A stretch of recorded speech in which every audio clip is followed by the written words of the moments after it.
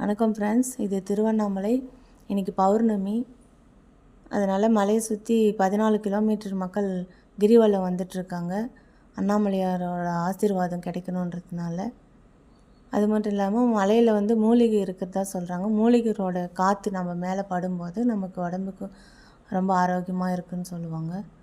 அதனால் எல்லாம் பக்தியோடு மக்கள் வந்துட்டுருக்காங்க. இந்த அளவுக்கு ஒரு 14 கிலோமீட்டருமே இது அங்கங்கே அன்னதானம்.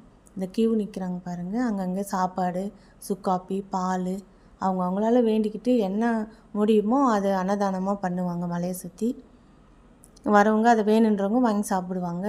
மற்றபடி சாப்பாட்டு கடை இருக்குது. பொருட்கள், வீட்டுக்கு தேவையான பொருட்கள், பசங்களுக்கு தேவையானது, பெண்களுக்கு தேவையானது எல்லாமே கிடைக்கும்.